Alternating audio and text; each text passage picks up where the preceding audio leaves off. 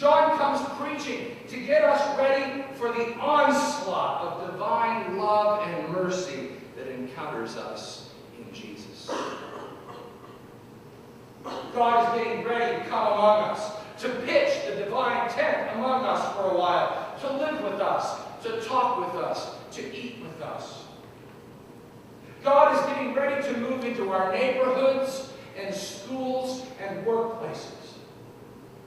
God is packing his bags and making travel plans to meet us wherever we are, however we are, whoever we are. God is coming to us like a house guest who will stay with us for a while. We hear that a guest is coming and we get busy getting ready, cleaning the house, laying in the right food, making sure that everything is just so that we can present our best selves when the guest arrives. Nothing is held back in getting ready for a welcomed guest. We give ourselves to that work with joy. John comes telling us that God is coming and that it will not be enough to prepare hearth and home. John tells us to truly prepare for God's coming means that we must prepare heart and life. The Messiah is coming, and anything within us that is not worthy of his arrival must be jettisoned. The Messiah is coming, and the sinful way we have lived in the past must be put away forever. The Messiah is coming, and the unethical ways we have lived in the past must be placed in a column marked corrected, and we must make amends. The Messiah is coming, and the naked must be clothed, the hungry must be fed, the thirsty must be given drink, the sick must be healed, and the imprisoned must be befriended. The Messiah is coming, and everything that is not of God must be erased from our lives. Our prejudices, our judgments, our ideologies, our politics, our pettiness, our angers, our unhealed hurts, everything that is not of God must be rubbed out before the Messiah comes.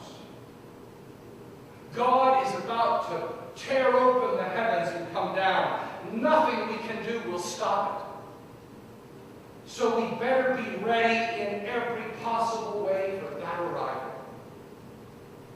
We better do everything we can to make ourselves ready for that moment when God breaks in, whenever that may be.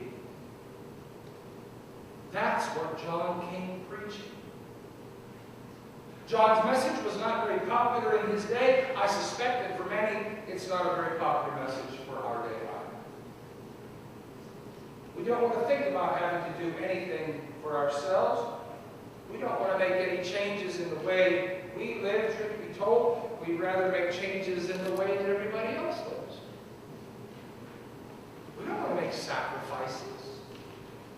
We don't want to give up anything. We don't want to stop doing those things we know are self-destructive, but make us feel good none the same. We'd rather have someone else make it all better. We'd like the government to be perfect and make everything right.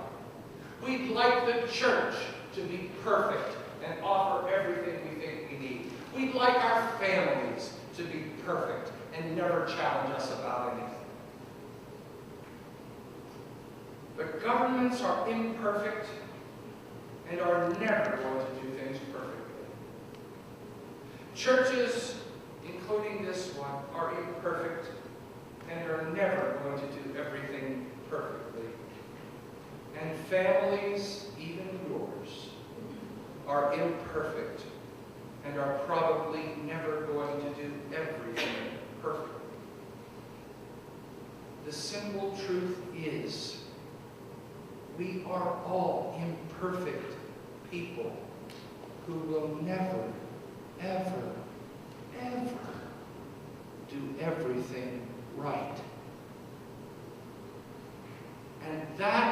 very reason John the Baptist came among us and his successors come among us still. John came among us telling us to get our act together, to get back on track.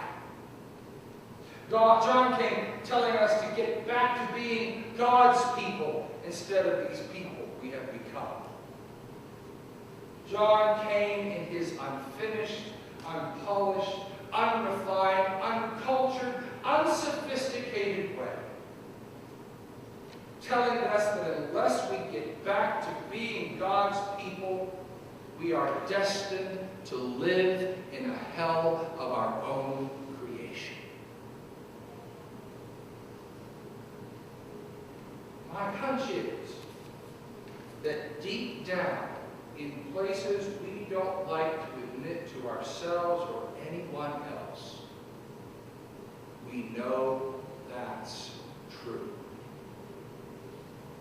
My hunch is that deep down we want to hear John's call to new life. And my other hunch is that we want to do what John calls us to do, but we are afraid of what it will cost. Here's the good news. We can do it. We can be the people we have always wanted to be. We can put away the self-destructive lives we have fashioned and live a new life, a better life, the life God meant for us to live. That's why God breaks into our world, into our time, into our lives. God comes to offer us the very thing for which we long. God comes to offer us what God alone can give. God comes among us with mercy and love. And that's what John was telling us then, and that's what he is telling us still. And so it begins. The Advent pathway of preparation and putting in order is here. Get